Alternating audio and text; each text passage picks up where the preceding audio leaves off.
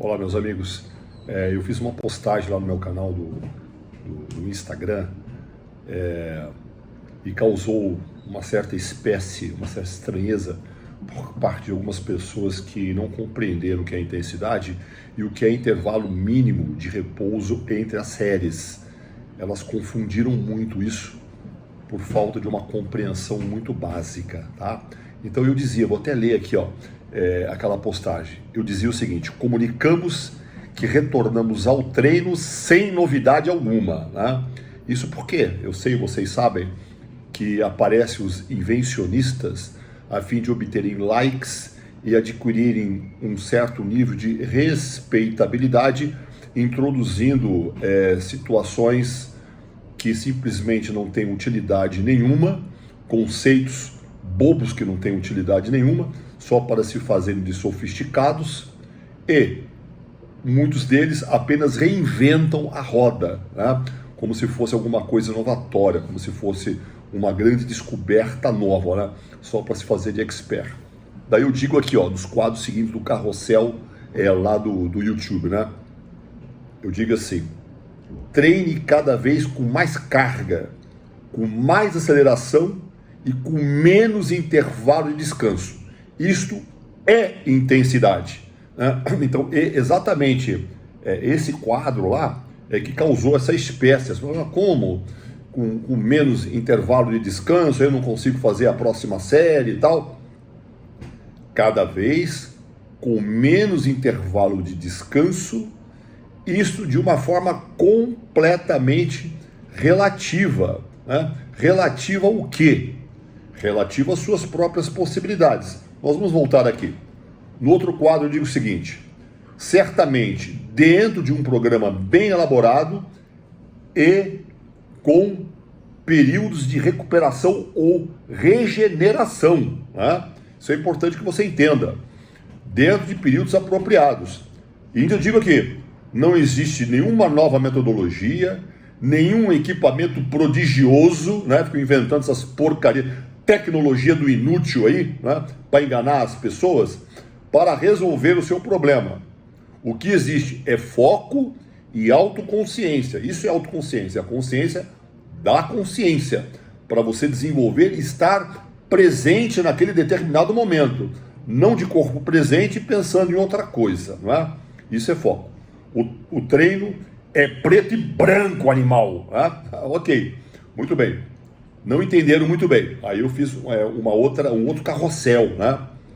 O menor tempo de intervalo individual entre séries depende, 2 pontos, vamos lá, o que eu relacionei. Adaptação individual ao trabalho. Cada pessoa, cada indivíduo tem uma adaptação determinada.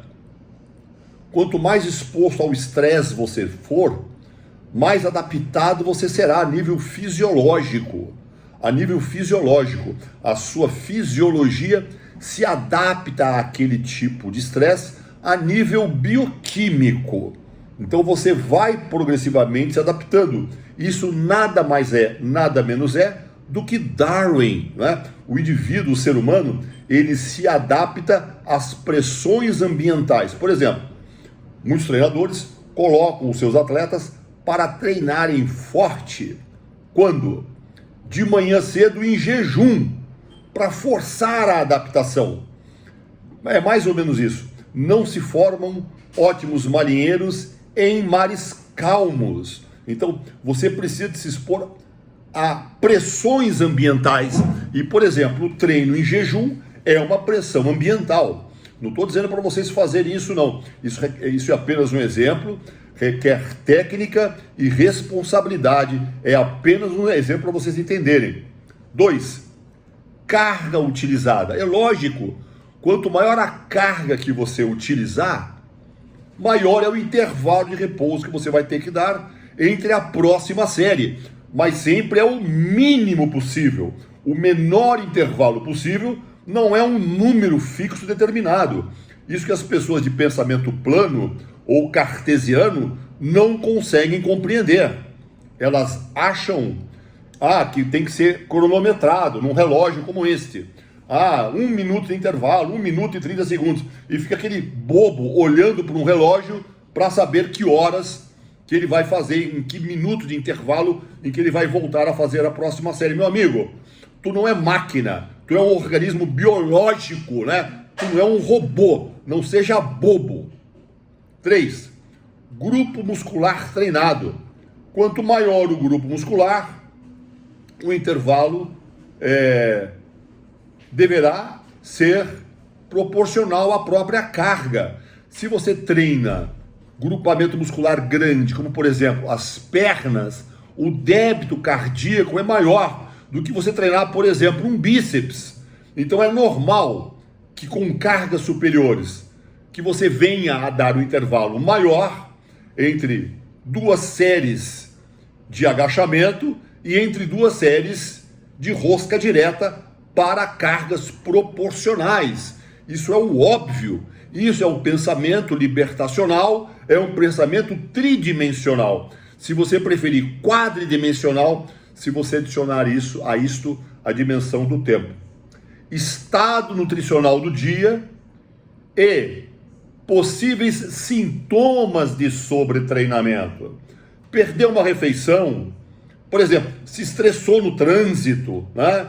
Brigou com a mulher, isso tem a ver com a mente, que é o próximo quadro, tá? Mas o estado nutricional, perdeu uma refeição, teve um mal-estar estomacal, não é? Isso influencia. Sintomas de sobretreinamento: depressão, insônia, irritabilidade, processos inflamatórios. Obviamente que isso poderá influenciar no intervalo de descanso e também, inclusive, na segurança do seu treino. E aqui o último quadrinho que eu coloquei: nível de foco na mente imprimido no treino. Um treino relapso e mais interessado em selfie pode durar a eternidade, né? Pessoas que vão para a academia para bater papo, para falar sobre a vida dos outros, para infernizar as pessoas, vão na academia para tirar selfie, para fazer postagem. Então, se você está focado, se você está realmente preocupado no seu treino e que esse promova resultado, foco, mergulha. Eu sempre digo, o treino é como se fosse um mergulho numa piscina. Tu mergulha aqui e só sai do outro lado, até acabar o seu treino. Foque no treino. Se você não fizer isso, você não tem condições de gerenciar os intervalos curtos do seu treinamento. Com o resultado disso, o que vai acontecer? O treino vai ficar mais longo e você vai perder o fator intensidade, que é comprovado, que é delimitado, que foi elucidado, foi uma grande sacada de Isaac Newton no século XVII, tá? Por isso que eu digo, para uma ótima compreensão, se você ainda não leu, leia o livro Mite a Fundo.